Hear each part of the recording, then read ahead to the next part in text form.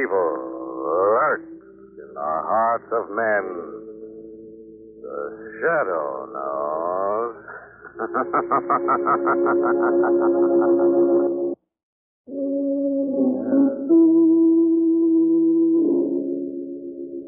shadow, who aids the forces of law and order, is in reality Lamont Cranston, the wealthy young man about town. Years ago in the Orient, Cranston learned a strange and mysterious secret, the hypnotic power to cloud men's minds so they cannot see him. Cranston's friend and companion, the lovely Margot Lane, is the only person who knows to whom the voice of the invisible shadow belongs. Today's drama, A Gift of Murder.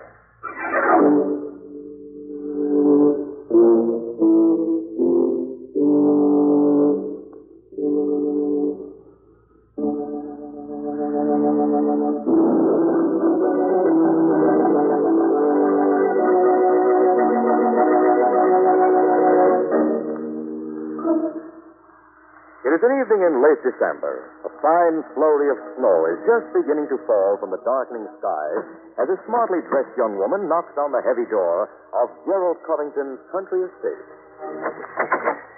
Miss Eva. Surprised to see me, Baxter? Delighted to see you, miss, and I know your brother will be overjoyed. Come in, come in. Mr. Gerald was saying only last week that he hoped to get back from Europe in time for the party tonight. Party? Did you say party? Yes, miss. A party here? A little gathering in keeping with this glad season. As I remember Gerald, he considers all seasons equally glum. I know, miss, but this, you see, is in honor of your Aunt Frances. In honor of Aunt Frances? Do you mean to tell me that Gerald is giving a party for Aunt Frances? Indeed, miss. Where is he? In the drawing room, trimming the Christmas tree. Trimming the... This I've got to see. Happy surprise, I can't tell you. A Christmas tree. Yes, I did it all myself. And presents. For your Aunt Frances. Is it so strange, Eva, that I should want our aunt to have a lovely tree? Yes. My dear Aunt Frances is 72 years old.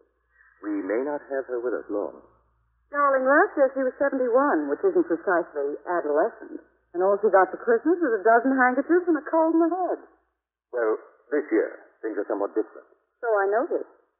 Last time I was in touch with this little family circle, you and Clyde hated Aunt Frances like death and taxes. You may speak for our brother Clyde, but as for me, I've always adored the dear old soul. Really? Really? Shall I show you what I have for her? Do. Look, an antique music box. The sort of thing she loves. And in solid gold. Isn't it charming? God rest ye merry gentlemen. Expensive item, I'd say. I paid $500 for it, but nothing's too good for dear old Aunt Frances. It isn't possible, is it, that Aunt Frances has come into money? Well, that is... She has. Well, the truth is, an old admirer of hers, a Mr. Onslow Fraser, remembered her in his will. How distinctly did he remember her, Gerald? Quite distinctly, Eva. She's inheriting $1 million. Oh. And when did you hear of it? Only yesterday. Mr. Elcott, attorney, member of the firm of Elcott and Devine in Boston, brought us to me. Now I see it all. The tree, the presents, the parties. You're competing with Clyde for Aunt Frances' affection. I am only trying to brighten the end of her life. You are only trying to become the chief beneficiary of her will. Nonsense. I'm quite sure I will be a beneficiary, as you will, Eva, though I doubt that Clyde will benefit very much, if at all. Why not? I'll tell you why not. It's amusing, really. Quite amusing.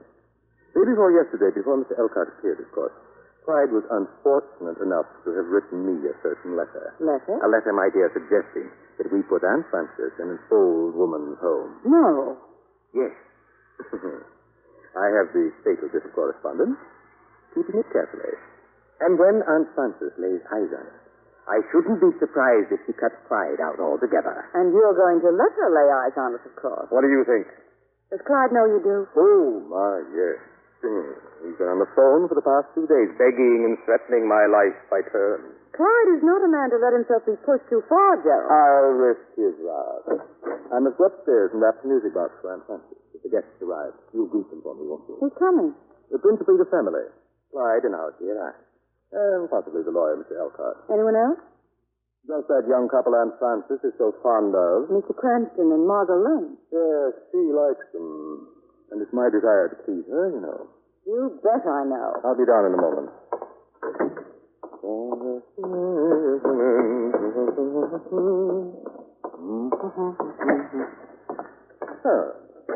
Okay.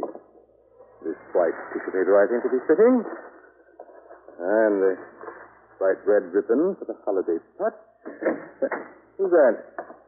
Oh, come in. I'll be finished with this wrapping in a moment.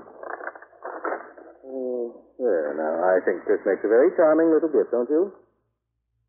I said, don't you? I said...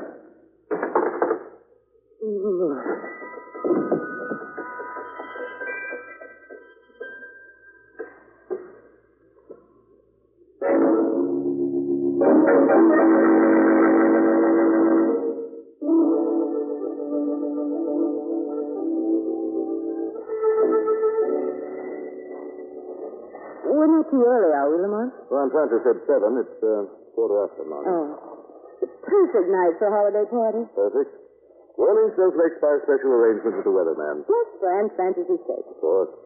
What do you say we lend the scene the crowning touch of a Christmas carol before we make an entrance? I'd be glad to try. Very good, milady. We shall fill the night with music. Of a sort. Me.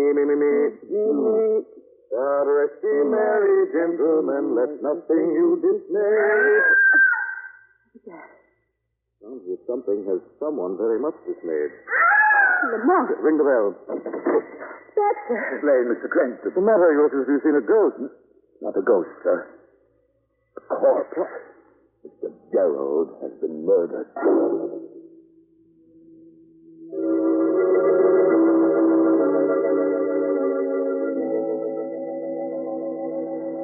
Gerald. When did this happen? Not 5 minutes ago, sir, Mr. Gerald came up here to his study to wrap this music box. The next thing we knew, the shot was fired. Anyone else in the house beside you and Miss Eva? No. Yes. What? Mr. Clyde was here, miss. He rang the bell just after Mr. Gerald went upstairs. Where did he go? He pushed me aside and followed Mr. Gerald to his study. Look at this in the ashtray. It's the girl. Still warm, too. One of Mr. Clyde's brand. Clyde murdered you. He looked angry, but when I tried to stop it, he said he had to see Mr. Gerald on a matter of great urgency. What sort of matter? Something about a letter. A letter? Yes, there was a letter. Gerald told me about it just before he came upstairs. It must have been somewhere in his study, probably the desk. He said he was keeping it to hold over Clyde's head. Yes, here it is. I'm afraid I'm a little baffled. It's only too simple. In this letter, Clyde suggested putting Aunt Frances in an old woman's home. What? But Aunt Frances just inherited a fortune. This letter was written day before yesterday. It wasn't until the next day that Mr. Elkhart appeared with the news about Onslow Fraser's will. But it's perfectly obvious what happened, isn't it? Mr. Clyde killed Mr. Gerald to get the letter back. But if he did, why didn't he take the letter with him? It's probably because you two came running too quickly. Yes. And not having gotten the letter, don't you think Clyde may still be somewhere in this house, waiting his chance? If he is, I suggest Bax to be very careful. Why, sir? Because you know too much, and he knows you do. You think He just killed one man, hasn't he? Listen. Someone moving about downstairs. Clyde, what are you going to do, Lamont? Don't worry, darling. Who's down there? Who is it? Answer me or I'll shoot. You wouldn't shoot a defenseless old woman, would you? And show me up Christmas tree. Aunt Frances. Thank heaven. Lamont, let's go down before she comes up and sees me. You go ahead, darling. I'll join you in a moment. Hello, Aunt Frances. Margot and Eva. Dear little Eva. When did you get back, child? Just today, Aunt Frances. Surprised to see me? Surprised and happy. But then all the surprises I've gotten lately have been happy ones.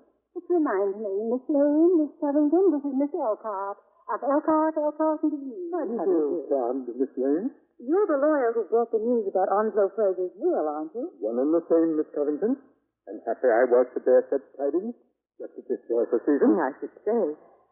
Speaking of this joyful season, isn't there something in the drawing room that Aunt Frances should see? There certainly is. What? Now, you're not to ask questions. Just stand where you are. Mercy me. Now then, Margot, open the door. Merry Christmas, Aunt Frances. For me? All for you. A lovely tree.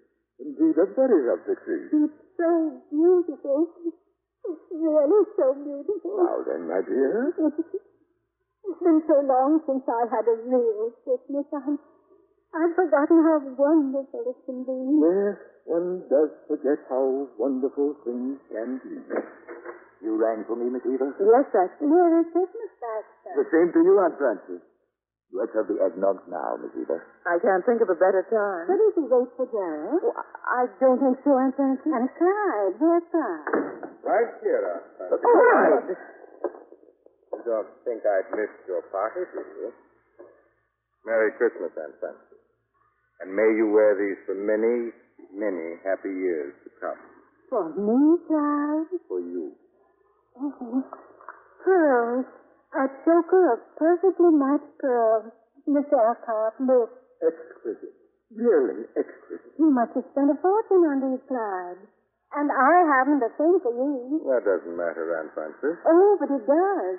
I'm rich now, you know, and I insist that you tell me exactly what you like for Christmas. I'd like you to be well and happy. Ah, that's very sweet.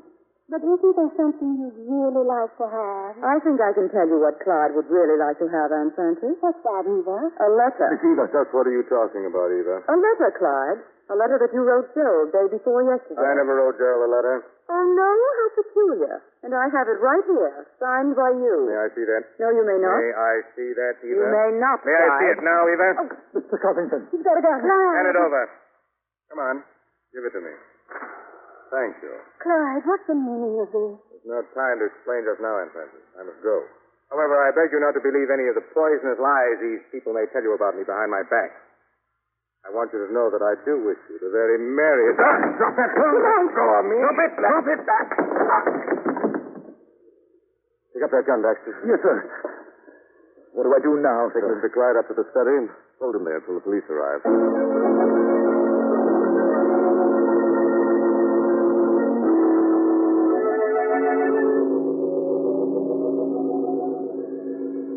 Yes, that's right. There's been a murder, and we're holding the culprit under guard. Yes, I suggest you get here as fast as you can. Are the police coming, Mr. Preston? Immediately, Mr. Elcott. I'm sorry I had to spoil your Christmas party like this, Aunt Frances. Oh, Lamont, my dear, you had no choice. Aunt Frances, Yes, my dear? we found this upstairs. A little remembrance that Gerald bought for you. A music star. And a very lovely one. Listen.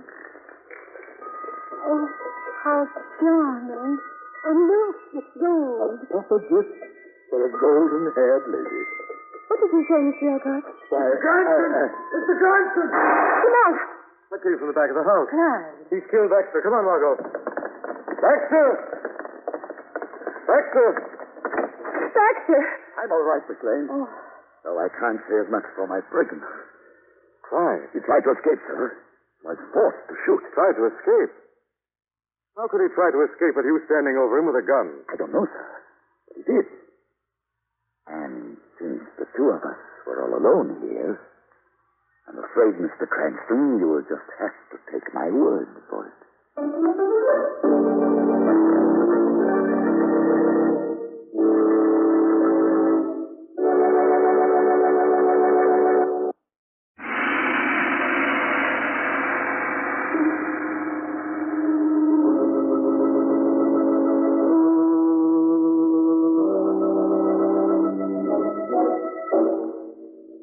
When Margot and Lamont heard the shots from the rear of the Covington mansion, they found Baxter standing over Clyde Covington, a smoking revolver in his hand. A few moments later, in the massive entrance foyer. He killed Clyde deliberately, Lamont.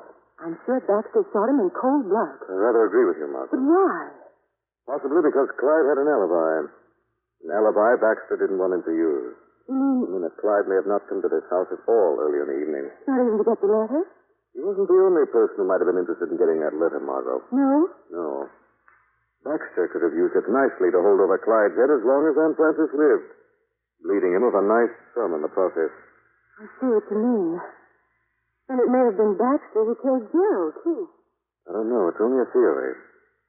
Theory's worth a visit from the shadow.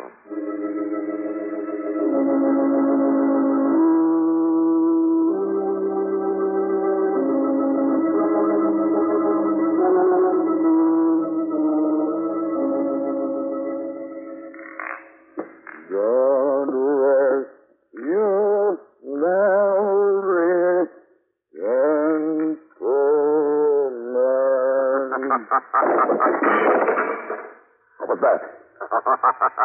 Who's that laughing? Who's in this pantry? It is I, Baxter. Who spoke? There's no one here. Oh, yes, there is, Baxter. The shadow is here. The shadow? Standing right at your elbow. You can't see me, but I'm here. Here to see justice is done, Baxter. What's happening to me? My mind is slipping. I want the truth, Baxter. Go away! Go away! Not until you tell me why you killed Gerald Covington. Leave me alone. Please, please. I didn't kill Mr. Gerald. You can't lie your way out of murder. I didn't kill him. That's not what I've lied about. What have you lied about? Nothing. The truth? I lied about him. About the man coming in before Mr. Gerald was killed. Yes? It wasn't Mr. Clyde. No, then who was he? Will you let me alone if I tell you? Yes. All right, then. It was...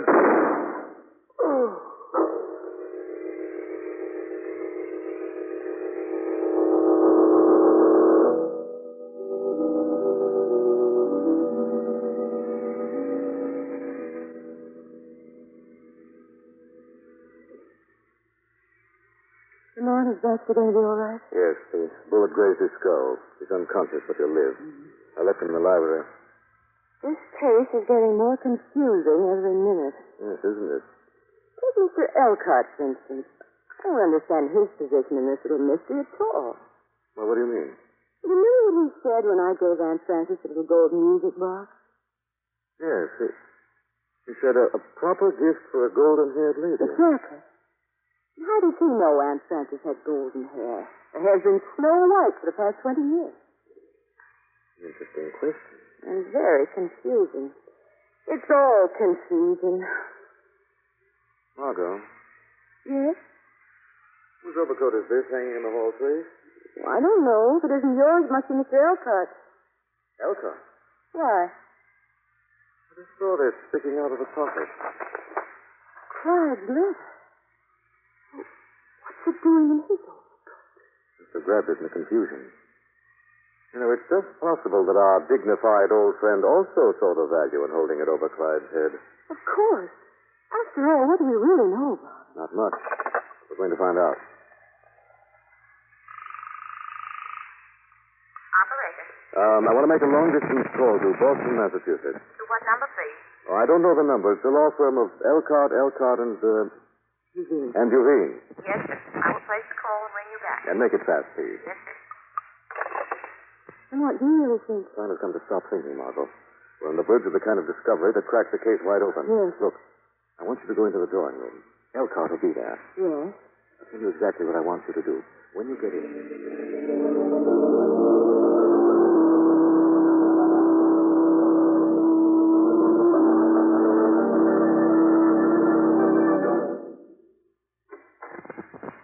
Come in, Miss Lane. Where's Aunt Frances? Lying down upstairs. She's had more excitement than she can very well stand. Sit down, Miss Lane. Thank you. Miss Eva and I were just saying that this case is becoming quite perplexing. It is indeed. This attack on Baxter is the most puzzling thing of all. Now that Clyde is dead, who could have done it? I don't know, but there's certainly no doubt that Clyde's guilty of Gerald's murder. Baxter saw him run up to Gerald's study just before Gerald was killed. I'm afraid that's not true, Mr. Elcott. Baxter admitted he was lying about that just before he was wounded. Is that so? But there's that cigar, the one that Miss Eva saw in the ashtray. Didn't that belong to Clyde?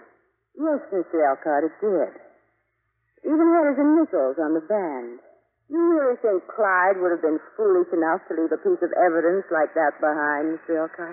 Well, what are you suggesting, Miss Lane? I'm suggesting that with Clyde out of the way, the margin of guilt is narrowed down pretty closely, Mr. Elcott. To me, Miss Lane? Yes, But to you. I've been with Aunt Frances all afternoon. I was with her at the moment when Mr. Gerald was murdered. Can you prove that? Of course I can. Aunt Frances is right upstairs. You had my permission to ask her.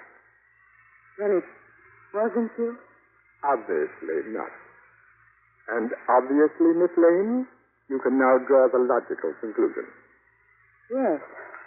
I'm afraid we can. Before you do, put up your hand. Eva! Put that gun away. I'm sorry, Mr. Elcott. I'm really quite sorry that you two, who aren't members of this greedy little family, had to stumble on the truth. Do you think you'll get away with this? I can try. There's a very slim chance that you'll succeed. For $1 million, I'll take a very slim chance. The telephone. Sit right where you are. I'll answer it. Hello? Someone there just put in a call to the law firm in Boston, Massachusetts. Yes? We checked very carefully, miss. There's no such firm listed. What? There is no firm of Elkhart, and Duveen. What's the matter? Who are you, Elkhart? I'm almost sorry for you, Miss Eva. There is no firm of Elkhart, and Duveen. I know. And there's no $1 million. What? But you came here about Onslow Fraser's will. And Onslow Fraser never made a will. In fact, Onslow Fraser isn't even dead. Although just at this moment he almost wishes he were. Then you... Yes, I'm Fraser. Oh, I think I begin to see. I fell in love with Anne Francis years ago, when she was as young as you are tonight, Miss Lane. And I never fell out of love with her. Why did you have to pretend to us that she was inheriting $1 million? Why? Because I knew how dismally you and Clyde and Gerald had treated her. I had no money to help her with myself. And then the idea came to me, I could make it appear that she'd become an heiress, and then depend on your greed and deceit to provide her with at least one really Merry Christmas. A very sweet idea, but... But a very dismal failure, I'm afraid. I'm afraid so, too. I'm afraid there'll still have to be 2 more murders before the party's over. Eva!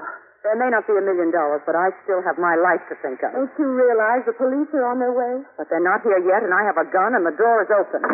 What was that? Who closed that door? I did, Eva. The door is no longer open.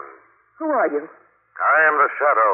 What are you doing here? I've come to accuse Eva Covington of the murder of her brother Gerald. It's a lie. A lie. You can't prove it. I can prove you contrived a neat little plot to murder Gerald.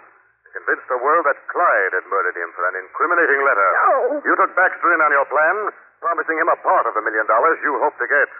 That's why Baxter killed Clyde when he realized he could easily alibi his way out of the charge. How do you know all this? The Shadow knows. When I confronted Baxter and was about to get the truth out of him, it was you who shot him to save your own skin. And I still have a skin to save. Either you open that door or I pull this trigger. Don't be a fool. I warned you. Drop that gun. Drop it. Drop it. Let me go! Let me go! As you please, Miss Eva. She's going out of the window. Yes, Mr. Elkhart. Straight into the arms of the police.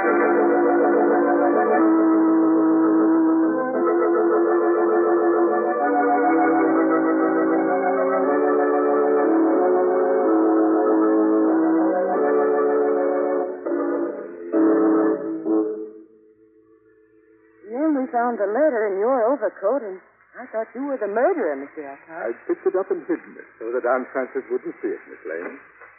This is Aunt. Frances, Yes? I want you to know how sorry I am. Sorry? Why? I've made a tragic mistake. The gift of Christmas that I tried to give you turned out to be a gift of murder. Not really, Ansel. But Clyde and Gerald are dead. It was their own greed and ruthlessness that brought about their death. I decide the world's better off without either of them. Much better. Nevertheless, I'm sorry. You shouldn't be. You've made me very rich. But the $1 million wasn't real, Frances. Oh, it isn't $1 million that's made me rich. It's your kindness and remembrance and the love of your heart. That's real, isn't it? Yes. Then, Ansel, My dear? must it is that bad? Frances, you mean... I'm alone, and so are you. My darling. Oh, what do you know? It looks like it'll be a Merry Christmas after all. With many more to come.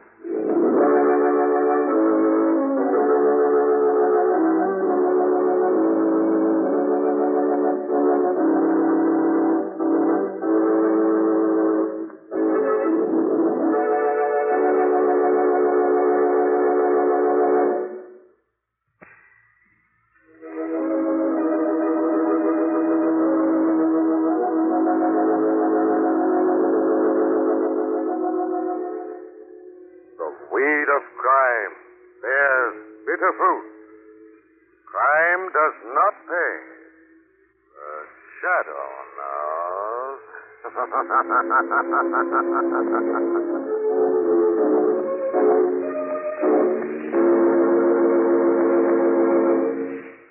We hope you enjoyed this program.